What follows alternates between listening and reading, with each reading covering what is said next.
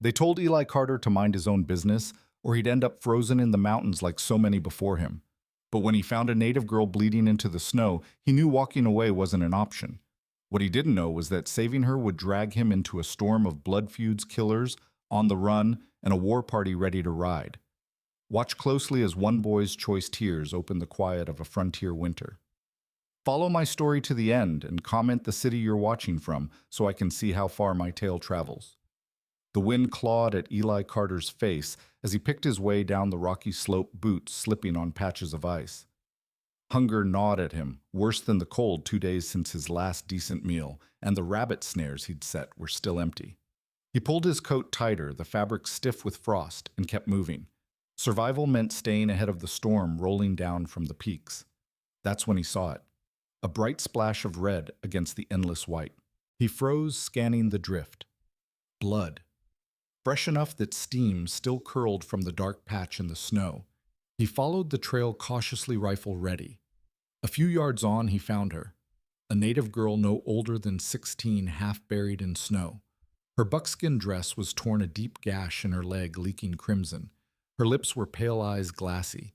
She tried to push herself up, but her arms trembled and gave way. Eli crouched beside her. Easy. You can't move like that. Her breath came in short, sharp bursts. She pointed weakly toward the eastern mountains, muttering something in her language. He didn't understand the words, but the urgency was clear. Is that where your people are? He asked. She gave the faintest nod. Eli looked toward the jagged peaks. Dead Man's Pass lay that way, 2 days of brutal wind and thin air. He didn't have the supplies for it. Taking her meant risking his life as well as hers, but leaving her meant she wouldn't see another sunrise. Her eyes locked on his, and he saw it. Then, fear, pain, but also a kind of fierce determination. He muttered to himself, "Reckon I've done dumber things." He slipped an arm under her shoulders, lifting her to her feet. She was light, but dead weight from exhaustion. Come on, we'll make for the tree line before dark. They moved slow, his boots breaking through crusted snow while she leaned heavily on him. Every few minutes she hissed in pain and he adjusted his grip. By nightfall they'd barely covered 3 miles, but they found shelter under a rock overhang. Eli built a small fire, rationing his kindling, and handed her the last of his dried meat. She hesitated before taking it, then whispered a word he didn't know. He just nodded. Through the night the wind howled like a living thing. Eli barely slept, keeping the fire alive and his ears tuned for trouble. At first light they moved again, cutting across frozen streams and climbing ridges slick with ice. Late on the second night they reached the edge of the forest. She stopped, turned to him, and pressed something into his hand, a small black stone carved with patterns he didn't recognize. Before he could ask, figures emerged from the shadows of the pines, tall, silent warriors on horseback. She said something to them, and in a heartbeat she was lifted onto a horse. Eli stood there, snow stinging his face, as they rode away without a word. He looked down at the stone in his hand. It felt warm. He didn't know it yet, but that stone had just tied him to something far larger than himself. Snow crunched under Eli's boots as he made his way back toward his cave, the black stone heavy in his palm. He kept glancing over his shoulder, half expecting to see those mounted warriors trailing him. The forest was silent now, save for the occasional groan of the wind through the pines. Still, his gut told him this wasn't the end of it. By the time he reached the ridge above his shelter, dawn was bleeding pale light across the sky. He stopped short. Fresh hoofprints surrounded the cave entrance. Not just 1 or 2 dozens. The packed snow showed where horses had milled around, their prints overlapping in a restless tangle. Eli's grip tightened on his rifle. Someone had been here. He descended slowly, eyes scanning for movement. Nothing stirred. Inside the cave looked much the same as he'd left it, except for the blanket folded differently. The tin cup set on the wrong side of the fire pit, his pouch of river stones spilled open. They'd gone through his things without taking anything. That was worse somehow. He crouched by the stones, picking one up before his eyes drifted back to the carved black one. It still felt warm even now. A faint snap echoed from outside. Instinct sent him toward the mouth of the cave, rifle up. 3 riders sat their horses at the tree-lined silhouettes against the pale morning. They didn't move until a 4th figure appeared between them. It was the girl's father, he had to be. The man carried himself with the kind of authority that didn't need to be spoken. His hair was streaked with gray, his shoulders draped in a heavy buffalo robe. Beside him, two warriors held their spears upright, their faces painted in stark black and white patterns. The man raised his hand. "You are the one who carried my daughter," he said in accented but clear English. His voice was deep resonant, the kind that could silence a crowd. Eli stepped forward, lowering his rifle just enough to keep it non-threatening. "I found her bleeding in the snow, figured she'd die if I left her there." "You risked much for someone you did not know." The chief studied him for a long moment, then his gaze sharpened. "The men who hurt her passed through your mountains. Did you see them?" Eli shook his head. "Not yet. But I've been tracking sign. 3, maybe 4 of them. Mean sort." "They are worse than mean," the chief said grimly. "They spilled blood of our people. They carry weapons taken from the dead." One was a lawman. The words sank in like stones in Eli's gut. A federal marshal. That meant the army wouldn't be far behind, and if they thought the tribe was involved, it would be a slaughter. Before he could speak, a scout rode up fast from the east, sliding his horse to a stop. He spoke rapidly to the chief in their language. The chief's jaw tightened. "They are camped near here," the chief translated. "Close enough to smell our fires." Eli glanced toward the canyon. "If they're that close, they're either stupid or desperate. Could be both." The chief's eyes narrowed. "If we strike, the soldiers will blame us. If we do nothing more, we'll die." Eli thought about the girl's pale face, the blood on the snow. He looked at the chief. "What if you didn't have to strike? What if I could make them move on?" The man studied him again as if weighing his soul. "And why would you risk your life for us?" "Because leaving her there would have been wrong," Eli said simply. "And so would leaving this to fester." The chief gave a short nod. "Then we watch. But if you fail, we will act."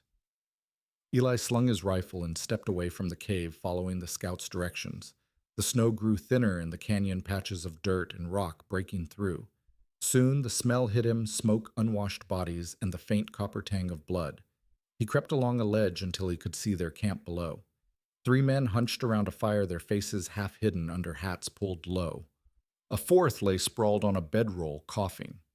Beside him, propped against a rock, was a brass-fitted rifle Eli recognized instantly from posters in the trading post. It had belonged to Marshal Briggs.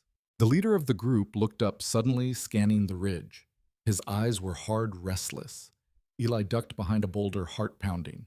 He needed a plan and fast, because if they caught him watching, this canyon would run red. Eli pressed his back against the cold rock, forcing himself to breathe slow. Below, the 3 men muttered to each other, voices carrying up in the still air. He caught snatches of words, snow closing in, soldiers split the loot just enough to confirm what he already suspected. These weren't just killers, they were desperate, dangerous, and cornered. He glanced toward the tree line. Somewhere beyond it, the chief's warriors would be watching, waiting for his move. If things went wrong, arrows would fly, and then there'd be no way to keep the army from blaming the tribe. The leader rose from the fire, a tall man with a scraggly beard and eyes like cold iron. He picked up the marshal's rifle, running his hand along the polished brass fittings like it was a trophy. The other 2 laughed at something he said, a coarse sound that made Eli's jaw tighten. He thought about the girl, Mercy, he'd heard one of the warriors call her when they carried her away. He thought about her limp, the pain in her eyes. He thought about the black stones still in his pocket. He made up his mind. Eli stepped out from behind the boulder and started down the slope, rifle resting across his forearms, not aimed but ready. The crunch of snow under his boots drew their attention immediately. "Well, look here," the leader drawled, resting the marshal's rifle against his shoulder. "A little mountain rat come to join the fire." "Don't want your fire," Eli said, his voice steady. "I want your attention." The men chuckled, but the leader's eyes never left him. "You're a bold one. Most folks keep their distance when they hear what we done." "I heard enough," Eli said. "Heard you shot a lawman and stole his rifle." "That true?" The second man spat into the snow. "Maybe. Maybe not. What's it to you?" "It's to me because the army's gonna be on your heels by tomorrow," Eli said, his tone flat. "And if they find you this close to the tribe's land, they'll say it was them. You know what happens next?" The leader smirked. "Not our problem. It will be when 100 cavalry ride through this canyon and string you up, Eli shot back. You've got two choices. Drop your weapons and let the chief's people take you somewhere the soldiers won't find you, or keep running and freeze to death in the pass. The third man shifted uneasily. Boss, maybe we shut it, the leader snarled. He stepped closer, snow crunching under his boots. Rifle now pointed straight at Eli. I don't take orders from some scrawny kid who thinks he's clever. Eli didn't flinch. You pull that trigger, you're dead before the shot echoes. Look up. The man hesitated, eyes flicking to the ridge. Dark shapes shifted among the trees, silent, watching. The leader's grip tightened on the rifle, but his smirk faltered. The second man was the first to break. He tossed his gun into the snow and raised his hands. I'm done. I'm not dying in this cold for your pride. The leader cursed under his breath, but the moment of distraction was enough. A sharp whistle cut through the air, and an arrow hissed past, burying itself in the snow at his feet. You've got one more chance, Eli said quietly. Don't waste it. For a long moment, the only sound was the wind.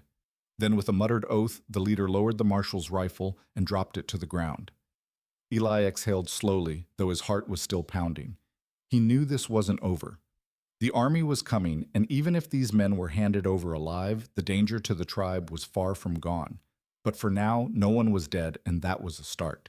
Behind him, the chief's warriors began to emerge from the trees, silent as shadows. The leader's eyes flicked from them to Eli, something unreadable in his gaze. This ain't the end, he said. Eli didn't look away. No, he said. It's just the part where you start walking. The prisoners were marched through the snow under the watchful eyes of the warriors, their heads bowed, breath rising in ragged clouds. The leader, still bristling with pride, kept glancing at Eli like a man memorizing a face for later revenge. The marshal's rifle hung slung across Eli's back now, its polished brass catching the dim winter light. They reached the edge of the forest where the chief waited with a half-dozen more riders. He studied the captives without a word, his face unreadable. Mercy stood nearby, her leg bound and braced with splints, leaning on a carved walking stick. Her eyes found Eli's, and for a moment she gave a faint, almost imperceptible nod. The chief spoke in his language, and the warriors fanned out, forming a loose circle around the prisoners. Eli stepped closer. They'll follow me for now, he said quietly, but if the army comes too soon, you'll need to move them fast. The chief's gaze was steady. We have places the soldiers will not find, but their anger will still come. They will look for a reason to strike. Eli adjusted the rifle on his shoulder. Then we take their reason away. A scout galloped in from the west, snow spraying from his horse's hooves. He spoke quickly, and the chief's expression darkened. The soldiers are closer than we thought. They are already on the river trail. Eli cursed under his breath. Then we've got hours, not days. The chief turned to him. You know these mountains. Can you lead them away? Eli's mind raced. The river trail cut north through steep canyons, perfect for an ambush if he could use it right. Yeah, he said at last. But I'll need a few men, and we have to move now. The chief gave a sharp signal, and two warriors stepped forward. They were lean, silent men with eyes like chips of flint. Eli motioned for the prisoners to start walking, then veered them off the main trail into the denser part of the forest. The snow here was deeper, muffling their steps. Branches clawed at coats and hats. Every so often Eli would pause, listening for the faint drum of hooves behind them. It was there, distant, but getting closer. The leader broke the silence. You really think you're saving anyone? Soldiers catch up. They'll hang us and ride straight into your new friend's camp. Eli didn't look back. Then let's make sure they don't catch up. They reached a narrow gorge where the snow had drifted high against the cliffs. Eli stopped, pointing to a jumble of rocks above. We set the trail here. Make it look like we went straight through. The warriors caught on, instantly breaking branches and dragging the prisoners' feet to leave false tracks. Then, moving quickly, they cut left up a hidden path that climbed to a ridge overlooking the gorge. From there, Eli could see the wide curve of the river trail below. Minutes later, the sound of hooves grew louder. A column of blue-coated cavalry rode into view, their breath steaming in the cold air. The captain reined in, scanning the gorge, then barked orders. The soldiers followed the false trail without hesitation, their horses plunging into the deep drifts. Eli exhaled. That buys us time. The leader glanced back at the vanishing column, then at Eli. You just bought yourself trouble, boy. They'll figure it out. Maybe Eli said, but by then, you'll be someplace they can't reach. They moved on the ridge, dropping them into another sheltered valley. As the day wore on, the forest thinned, giving way to open meadows glazed with frost. The cold bit deep, but the pace never slackened. When they finally stopped to rest, Mercy approached Eli, her limp slowing her steps. You risk much for us, she said softly. He shrugged, figured it was the right thing to do. Her eyes searched his. Right things have a cost. Eli didn't answer. Somewhere in the distance, a raven called its cry, carrying far over the frozen ground. The sound seemed to settle into the air like a warning. He couldn't shake the feeling that for all their careful moves, the danger was far from over. The air in the meadow was brittle with cold, each breath a plume that hung in the stillness before fading. Eli sat on his haunches near the small fire the warriors had built, rubbing his hands for warmth. The captives sat a short distance away, their wrists bound, the leader staring at him with a quiet malice that hadn't dimmed since the canyon. The chief approached, stepping lightly through the frost. The scouts say the soldiers lost the false trail. For now, he said, voice low, but they will turn back soon. Eli nodded. Then we keep moving east until the pass closes behind us. The chief's gaze was steady. You speak like a man who knows running only buys a little time. That's all I'm after, Eli replied. Enough time to make sure no one else dies. Mercy was sitting by the fire, her stick resting in the snow beside her. She was watching Eli again, her brow furrowed as though she wanted to say something but held it back. When their eyes met, she rose and limped over. You've been out here for years, she said. Why help us now? Eli hesitated. Because sometimes you see something you can't ignore. Her lips pressed into a thin line. They'll come for you too, you know. Men like that, soldiers or killers, don't care who they have to burn to get what they want. Eli glanced toward the prisoners. Then I'll just have to make it harder for them. The leader laughed suddenly, a dry, humorless sound. You think you've got the upper hand. Truth is, you're just hauling us deeper into the wild where no one will hear you scream when it turns. One of the warriors stepped forward, hand on his knife, but Eli raised a hand to stop him. Save your breath, he told the man. You'll need it when the cold bites harder. They broke camp quickly, leaving only faint traces in the snow. The valley narrowed into a rocky cut, where the wind funneled through with a low, mournful howl. Above the cliffs were streaked with ice. Eli led them single file along a deer path, his eyes constantly moving between the trail ahead and the shadowed ledges overhead. By midday, clouds had begun to gather heavy and dark. Snowflakes drifted down slow at first, then faster, until the air was thick with them. Visibility dropped, and every sound seemed muffled, swallowed by the storm. The chief signaled for a halt beneath a stand of fir trees. We will wait until it eases, he said, though his tone carried doubt. Eli scanned the tree line. Storm like this will cover our trail. Might be the best cover we'll get. The chief studied the captives, then nodded reluctantly. We move. They pressed on the snow, clinging to hair and lashes soaking into gloves. Eli's legs burned with the climb, but he kept his pace steady, knowing the soldiers would be struggling just as hard if they were still in pursuit. As the afternoon wore on, the wind rose, cutting through wool and leather like knives. Mercy stumbled once, catching herself against a tree. Eli was beside her in an instant, steadying her. I'm fine, she insisted, though her face was pale. You're freezing, he said. Stay close to the fire when we stop. The leader's voice cut through the wind. You're wasting your time on her. Should have left her in the snow where you found her. Eli turned his expression hard. Keep talking like that, and you'll find out just how far I'm willing to go to keep her standing. For once, the man said nothing. By the time they reached the ridge, the storm was beginning to ease. The clouds thinned, revealing streaks of fading light over the horizon.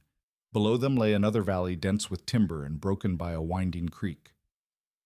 This will do for the night, the chief said, motioning for the warriors to begin clearing a spot for camp. Eli helped Mercy settle near the fire, then walked a slow circle around the perimeter, studying the tracks they'd left. The storm had done its work. By morning, they'd be buried completely. Still, he couldn't shake the weight in his chest. The soldiers would regroup. They'd search. And somewhere in the dark between now and dawn, he had the sinking feeling that trouble would find them first. The fire burned low, throwing a dim orange glow against the walls of snow the wind had piled around the camp. The warriors sat in near silence, their breath rising in steady plumes, eyes scanning the tree line. Eli sat apart, knees drawn up, turning the marshal's rifle slowly in his hands. The metal was cold even this close to the flames, its weight a constant reminder of why they were here. Mercy was wrapped in a blanket by the fire, her eyes closed but her breathing shallow. Eli caught himself watching her, noting the slight tremor in her hands when she shifted. She was tougher than she looked, but the mountain had a way of finding a person's limits. A branch cracked in the darkness. Eli's head snapped toward the sound. One of the warriors lifted his bow, holding still as a shadow moved just beyond the fire's reach. The chief rose without a sound and stepped toward the noise. From the gloom emerged a scout, his hair and coat dusted white. He knelt by the chief, speaking in quick, clipped tones. The chief's jaw tightened and his gaze slid toward Eli. "They've found us," the chief said grimly. "A small group ahead of the main force. They're moving along the creek." Eli's pulse quickened. "How far?" The scout held up 2 fingers. "By dawn." Eli stood slinging the rifle over his shoulder. "Then we move before first light." The leader of the captives let out a low chuckle. "Running again. Seems that's all you know how to do." Eli stepped close enough that their boots nearly touched. "Running keeps you breathing. Standing in one place gets you killed." The man smirked but said nothing more. The chief began giving quiet orders, the warriors moving quickly to pack what little gear they had. Eli went to Mercy, crouching beside her. "We've got to go. Can you walk?" She opened her eyes and nodded, though it was clear the effort cost her. "I'll manage." Snow crunched underfoot as they left the camp behind the only sound in the still freezing air. The moon had slipped behind a bank of clouds, plunging the forest into near darkness. They moved in single file, the warriors ahead and behind the captives in the middle. The creek lay ahead, its surface glazed with thin ice that cracked softly under their boots. The sound made Eli's skin crawl. It was the kind of noise that carried farther than you wanted. He quickened the pace, urging them toward the cover of the far bank. Halfway across, the leader stumbled, nearly pulling the man beside him down. "Careful," Eli hissed. The leader straightened eyes, glinting in the dim light. "What's the matter? Afraid I'll drown before your friends get their justice." Eli ignored him, focusing on Mercy just behind. She stepped carefully, her stick pressing into the ice with each move. He stayed close until they reached the opposite bank. The warriors guided them into a narrow ravine where the wind couldn't reach. Here, the snow lay deep and untouched, muffling their steps. But even in this shelter, Eli could feel the urgency building, a pressure in his chest that told him they were still being hunted. At a bend in the ravine, the chief raised his hand. The group halted. Eli moved up beside him. "What is it?" The chief's eyes scanned the ridge above. "We are not alone." A faint scrape echoed from the rocks overhead. Then, without warning, a rifle cracked. The shot hit the snow near Eli's feet, throwing up a spray of white. Down Eli shouted. The warriors dropped, pulling the captives with them. Another shot rang out, followed by the whistle of an arrow. Shadows shifted on the ridge figures, moving fast, trying to flank them. The chief loosed a sharp whistle, and 2 warriors broke away, vanishing into the dark. Eli crouched behind a boulder, the marshal's rifle snug against his shoulder. He scanned the ridge, waiting for the flicker of movement. There, a glint of steel. He squeezed the trigger. The shot cracked like thunder, and a figure tumbled from the rocks into the snow below. The leader of the captives laughed again, low and strange. "Guess the soldiers aren't the only ones after us." Eli didn't answer. Whoever these men were, they weren't wearing uniforms. And that meant the danger was bigger and closer than he'd thought. Snow clung to the fallen man's coat, the red blooming beneath him, almost black in the dim light. The others on the ridge hesitated just long enough for the chief's warriors to strike from the flank. Arrows cut through the night, each one thudding into rock or finding flesh. Eli kept low, scanning the ridgeline through the swirling snow. The rifle felt like part of him now, an extension of the tension running through his arms. One of the attackers broke from cover, scrambling back over the ridge. Eli tracked him, finger tightening on the trigger, but the man vanished before he could take the shot. The chief moved to his side, bow in hand. "They will not fight long," he said. "They were testing us." Eli's eyes narrowed. "Testing for what?" The chief didn't answer right away. His gaze drifted toward the captives. The leader sat in the snow, breathing hard, but smiling faintly as if the chaos around him had been a private joke. Eli crossed the gap between them in 3 strides. Who are they? The man shrugged. Could be bounty hunters. Could be friends. Hard to tell the difference out here. Try harder, Eli said, voice low. The man's eyes flicked toward Mercy, who was watching from near the ravine wall. Maybe they're here for her. Eli felt his jaw tighten. Then they've got to get through me first. The chief called for them to move. The warriors wasted no time binding the captives' wrists tighter before hauling them to their feet. Mercy fell in beside Eli as they climbed out of the ravine. The wind had picked up again, the snow swirling in restless patterns around their boots. You think those men will follow us? She asked. Eli glanced back at the ridge. If they were smart, they'd quit while they're breathing, but smart men don't take jobs like that. The night closed in around them as they made their way down into a wooded hollow.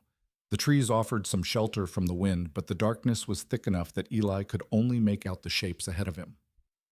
The warriors moved with practiced silence, their steps careful on the crusted snow.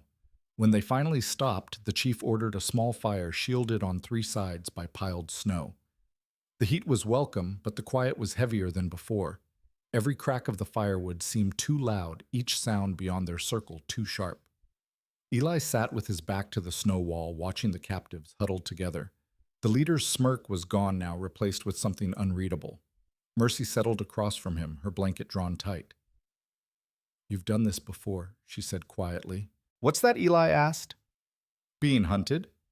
You move like someone who's been chased. Eli's gaze stayed fixed on the fire.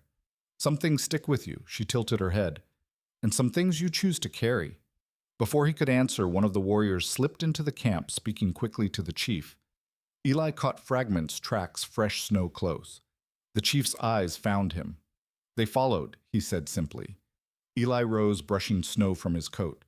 Then we don't wait for them to pick their moment. The chief nodded. You will lead again. They doused the fire, stamping it into the snow until no glow remained. The darkness was sudden and complete. Eli took point, guiding them through a narrow cut in the hills where the snow was deeper but the cover better. Each step crunched faintly, the sound swallowed quickly by the cold air. After an hour, they reached a rise overlooking a frozen stretch of river. Moonlight broke through thin clouds, lighting the ice in a pale ghostly sheen. Eli signaled for the group to stop. This is where we split them, he said quietly to the chief. Half go across the ice, make it look like we're heading east. The rest circle south through the timber. The chief understood immediately, assigning warriors to each path. Mercy stayed with Eli, her breath visible in quick puffs. And if they follow the wrong trail, she asked. Then we've bought more time, Eli said. If they don't, we'll know they've got someone feeding them our steps. They moved out, the captives sent across the ice, with 2 warriors, their figures shrinking against the moonlit expanse. Eli led the others into the trees, the cold sharper here, the silence almost absolute. Somewhere behind them in that vast quiet, he thought he heard the faintest echo of boots on ice. The sound was faint, but Eli knew it wasn't his imagination. Boots on ice had a different rhythm, sharper, quicker than the muted crunch of snow underfoot. He slowed his pace, letting the others pass him, and glanced over his shoulder. The moonlight filtering through the trees caught on something, just a flicker of movement far back toward the frozen river. He turned to the chief, who had paused a few paces ahead. We've got shadows. 2, maybe 3. They didn't take the bait. The chief's brow furrowed, but his voice stayed low. Then someone walks in our tracks. Mercy was just behind Eli, her stick pressed into the snow for balance. What does that mean? She whispered. It means, Eli said, eyes scanning the black space between the trees. They know exactly where we're going. They moved again, quicker now, weaving through the timber. The night seemed to press closer, the air heavy with the kind of stillness that made every sound carry. Behind them, the faint crunch of pursuit grew more distinct, closing the distance by inches. After another quarter-mile, Eli signaled for a halt. He drew the chief and 2 warriors close, keeping his voice low enough that only they could hear. We split again, but this time we make it messy. No clean trail. Break branches cross your own path, double back. We make them guess. The chief nodded, then melted into the trees with 1 warrior. The other stayed with Eli, who motioned for Mercy to follow him off the main track. She didn't ask questions, but her eyes darted toward the shadows behind them more than once. They moved in a jagged pattern, cutting through drifts and circling stumps, their footprints looping like a snare. Finally, Eli found a small rise with a cluster of rocks at the top. From here, they could see the faint glow of moonlight off the frozen river far behind, and the dark shapes moving along their trail. There, he murmured, two of them. Could be more in the trees. Mercy shivered. Are they bounty hunters? Eli didn't answer right away. If they are, they're better than most. Too patient to be desperate. The warrior beside them knocked an arrow, but Eli shook his head. Not yet. Let them get close enough to think they've got us. They waited the cold creeping into their bones until the figures were within 40 yards. Eli could see now that they weren't soldiers, no uniforms, no discipline in their spacing, just hard men in heavy coats, rifles in hand, eyes fixed forward. One of them called out, voice low but clear. Ward. No need to keep running. We're not here for you. Eli's jaw tightened. They know my name. Mercy's voice was barely a whisper. Then they are here for me. The men kept advancing, stepping carefully but without hesitation. Eli felt the decision settle in his chest. He stood rifle leveled, his voice carrying across the cold. You take one more step and I make sure neither of you leaves this hollow. The man in front chuckled, but it was a humorless sound. You're outnumbered, Ward. And the girl's not worth dying over. Eli's finger tightened on the trigger. She's worth a hell of a lot more than you. For a moment, the only sound was the wind pushing through the trees. Then the men slowed, exchanging a glance, and began to angle away, disappearing into the dark. Mercy exhaled shakily. Why would they leave? Eli kept his eyes on the spot where they'd vanished. They won't go far. They're just waiting for a cleaner shot. The warrior beside them gestured to move, and they slipped down from the rise, rejoining the others in the shelter of the timber. The chief listened as Eli explained, his expression unreadable. They want the girl, the chief said finally. That means she carries something they value. Mercy shook her head. I don't have anything. Eli looked at her, his voice steady. Then it's not what you have, it's what you know.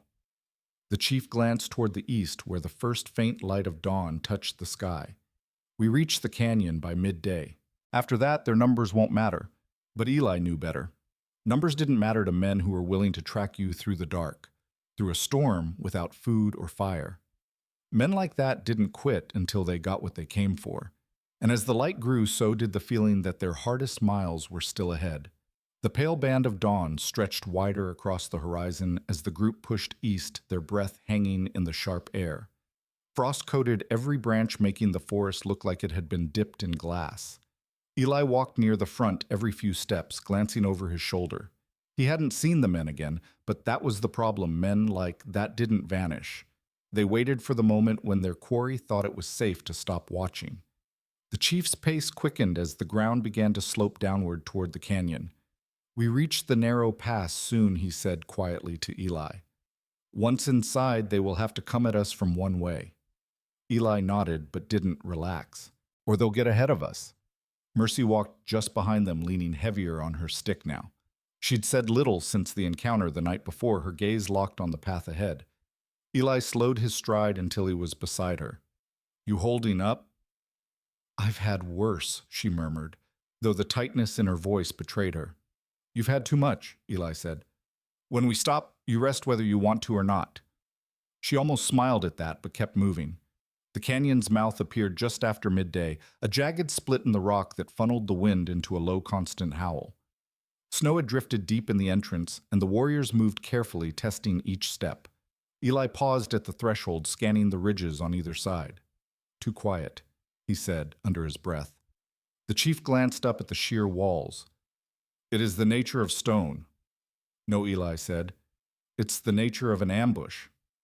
As if the words had summoned it, a rifle cracked from above. The shot punched into the snow just inches from one of the warriors, spraying white into the air. Another shot followed, then another, the sound ricocheting through the canyon. Down Eli shouted, pulling Mercy toward the shelter of a boulder. Arrows from the chief's men hissed upward in response, but the attackers were well hidden along the rim. We can't stay pinned here, Eli said. The chief's eyes narrowed. You have a way through. Give me 2 of your fastest, Eli replied. We circle wide, take them from behind. The chief signaled without hesitation. 2 warriors broke from cover and Eli led them back into the trees, moving fast despite the deep snow. They looped north, climbing the slope in a crouch until they could see the figures along the rim. 4 men, rifles in hand, focused entirely on the canyon below. Eli raised his rifle sighting on the nearest. The shot cracked, dropping the man before he could turn. The warriors loosed arrows in the same breath, felling another. The remaining 2 spun, firing wildly before bolting toward the tree line. Eli didn't chase. Instead, he waved the signal to the chief below. By the time they returned to the canyon floor, the path was clear. The captives were herded forward, their faces pale from the cold and the nearness of death. Mercy emerged from behind the boulder, her cheeks flushed, but her eyes steady. You keep doing that, she said to Eli. You're going to run out of luck. Luck's just preparation other folks don't see. Eli answered. They pressed deeper into the canyon, the walls rising higher until the sky was just a strip overhead. The snow here was untouched, the silence almost absolute. But Eli couldn't shake the feeling that the men they'd scattered weren't the kind to quit. As evening approached, the canyon widened into a sheltered basin ringed with trees. The chief called for a halt and fires were lit in the natural windbreak. It should have felt safe, but Eli's eyes kept drifting to the shadows at the canyon's edge. Mercy noticed. You're still expecting them. They've had 2 chances, Eli said quietly. 3rd time, they'll make it count. Her voice dropped. Then we make ours count first. Eli studied her for a moment, surprised by the steel in her tone. He nodded slowly. We might just do that. The firelight flickered across the warriors' faces as they ate in silence. Somewhere out beyond the glow in the dark between the trees, Eli thought he saw a shape move, and this time he was sure it wasn't his imagination. Eli didn't move at first. The basin was too quiet, the flames from the campfire making the shadows dance just enough to play tricks on the eyes. But then the shape moved again, slipping from one tree to another at the far edge of the clearing. He rose slowly, brushing the snow from his knees, and made his way to the chief, who was seated cross-legged by the fire. We've got company, Eli murmured. The chief's gaze followed his.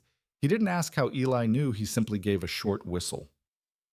Instantly, 3 warriors faded from the circle of light and disappeared into the dark. Mercy, sitting close to the fire for warmth, saw Eli's hand resting loosely on his rifle and knew better than to speak.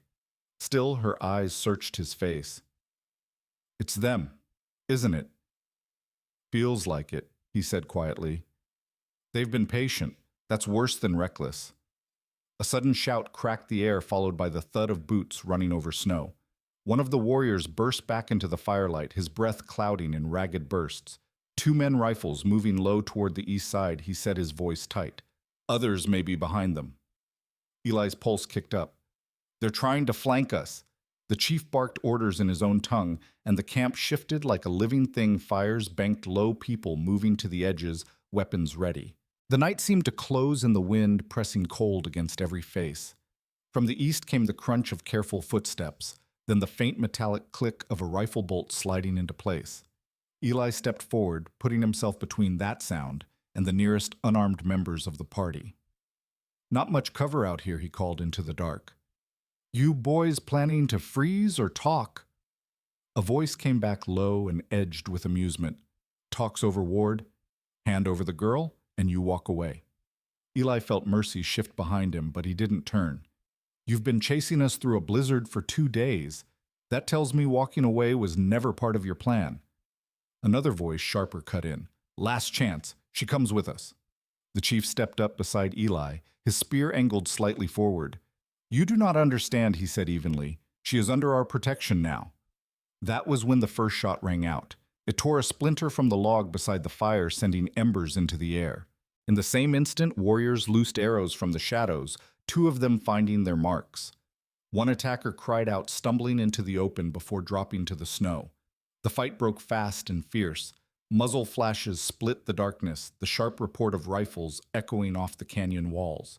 Eli fired once, then again, each shot deliberate. He saw one of the remaining gunmen dive behind a fallen tree, only to be flushed out by a warrior's arrow. In less than a minute, the gunfire ceased.